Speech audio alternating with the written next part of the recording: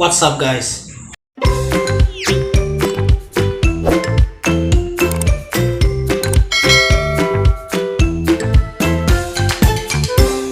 Perhatian, perhatian. Video ini hanya untuk kamu yang punya akal sehat. Bila tidak sanggup berakal sehat, ya, skip aja.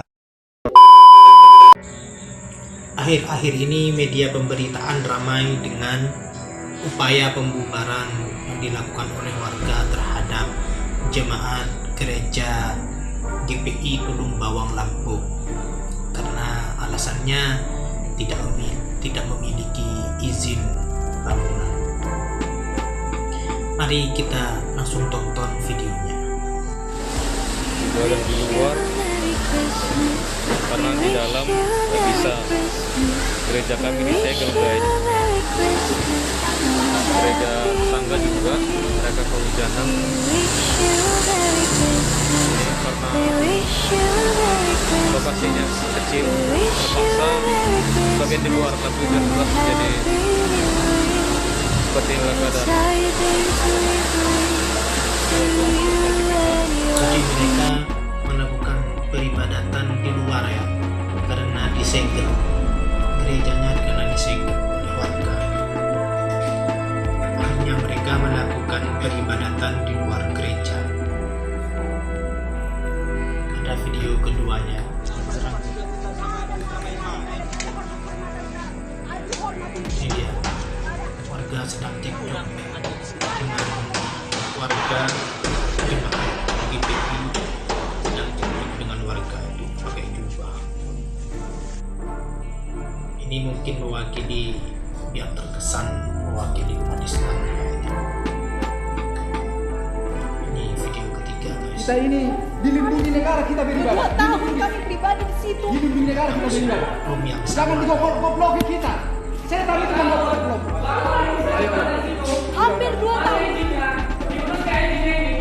Diurus, pasti diurus, Pak. Pasti diurus. Jadi orang yang Abed sana. Bapak sudah pernah di sini. Sudah pernah di sini. Sudah pernah datang ke sini. Sudah pernah datang ke sini. Belum pernah kan? Saya belum pernah melihat Bapak. Saya belum pernah melihat Bapak sekalipun. Saya tidak pernah melihat Bapak di sini. Saya belum melihat Bapak di sini. Jangan mengikuti kalau tidak pemasukan segala macam. Jangan mengikuti hal-hal. ya, begitu videonya ya. Saya melihat hal ini tentu sangat perih hati saya. Kemana umat Islam Indonesia yang selama ini terkenal sangat ramah, sangat toleran, kok akhir-akhir ini pergerakan sikap-sikap intoleransi yang justru ditampilkan oleh masyarakat. Ini sangat membuat miris hati umat Islam, terutama saya. Jika alasannya karena jemaat gereja tidak memiliki izin pendirian gereja, kita harus berpikir ulang. Berapa banyak musola, berapa banyak langgar atau masjid di Indonesia yang tidak memiliki izin juga dari pemerintah. Tapi apakah umat gereja, umat Kristiani mengganggu umat Islam ketika merayakan hari rayanya? Kan tidak. Umat Kristiani tidak pernah mengganggu umat Islam ketika beribadah, tidak pernah.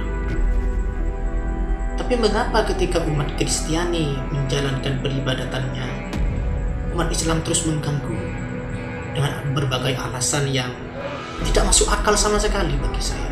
Dalam konteks seperti ini, seharusnya pemerintah mengambil tindakan yang lebih persuasif, artinya mempermudah memberikan izin terhadap umat Kristiani misalnya kepada umat non-Muslim untuk mendirikan peribadatan, untuk mendirikan tempat ibadah. Seharusnya Kementerian Agama mengambil sikap tegas terhadap hal ini, karena selalu dijadikan alasan oleh kelompok-kelompok intoleran untuk menyerang terhadap kelompok non-Muslim. Mengapa umat Islam sangat anti terhadap non-muslim sangat anti terhadap kelompok Kristiani. Apakah kalian sangat takut terhadap salib? Jika kalian khawatir ketika melihat salib, kalian khawatir ketika melihat gereja, berarti kalian imannya masih lemah. Itu bukan tanda-tanda sebagai muslim yang sejati. Muslim sejati itu tidak pernah mengganggu umat lain untuk beribadah. Di zaman Rasulullah saja, Rasulullah memberikan kebebasan terhadap umat non-muslim untuk menjalankan peribadatannya. Kemudian di zaman Umar, memerintahkan kepada pasukannya ketika menyerang kaum-kaum kafir, Umar memerintahkan jangan satu pun gereja dihancurkan, jangan satu pun salib bisa jatuh, tidak boleh. Itu betapa besarnya toleransi dalam Islam. Kok sekarang banyak orang-orang yang, mohon maaf, menggunakan jubah, menggunakan serban, lalu teriak-teriak takbir, mengatasnamakan umat Islam, melarang umat non-muslim untuk melakukan peribadatannya. Ini justru melecehkan terhadap ajaran Islam itu sendiri, karena Islam tidak pernah mengajarkan hal semacam itu. Tapi mengapa mereka selalu mengatasnamakan umat Islam demi membela agama Allah? Agama mana yang mereka bela? Islam mana yang mereka bela? Ini tidak jelas bagi saya. Kelompok-kelompok intoleran semacam ini seharusnya diberangus dari negara ini. Negara ini tidak boleh mendukung kelompok-kelompok intoleran, tidak boleh membibitkan pemikiran-pemikiran intoleransi. Dan tolong kepada partai politik, kepentingan-kepentingan politik lainnya, tolong jangan gunakan kelompok-kelompok intoleran ini hanya untuk mendapatkan suara. Jadilah kelompok partai yang sangat idealis membela negara ini. Jangan hanya karena ingin mendapatkan suara kemudian membibit-bibitkan terhadap kelompok-kelompok intoleran ini. Jadi di mana sebenarnya kebebasan kita untuk beragama? Jika beribadah saja masih mengganggu, di mana rahmatan lil alamin yang selalu disematkan bagi Islam jika umatnya selalu mengganggu? Mungkin kalian beralasan, itu kan hanya oknum. Ya, oknum yang banyak dan terus terulang-ulang. Oknum yang banyak dan terus terulang-ulang. Karena pemikiran-pemikiran semacam ini seolah-olah terkesan dibibitkan oleh berbagai kepentingan. Jika kalian merasa risih dengan keberadaan umat non-muslim, berarti dalam diri kalian tidak ada nilai-nilai keislaman itu sendiri. Karena Islam selalu mengajarkan kedamaian, persaudaraan, persatuan, dan kesatuan yang terkonsep dalam kalimat tahlil la ilaha illallah Muhammadur Rasulullah. Itu adalah konsep kesatuan yang harus kita bina. Dan Rasulullah juga menerapkan hal itu ketika di Madinah.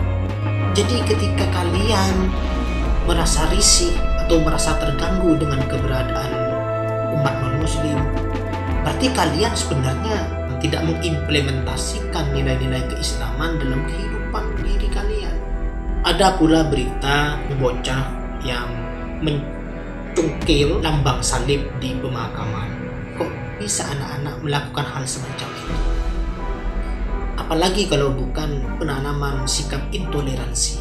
Jadi selama ini selalu ditanamkan di benak masyarakat itu, termasuk di benak anak-anak, bahwa keberadaan non-muslim itu adalah musuh bagi Islam. Tidak, mereka itu memang berbeda agama dengan Islam, syariatnya beda, tapi mereka adalah saudara sebangsa dan setanah air, dan saudara sesama manusia. pihak berwajib harus mengambil langkah tegas terhadap kelompok intoleransi semacam ini. Terakhir dari saya tidak bisa percaya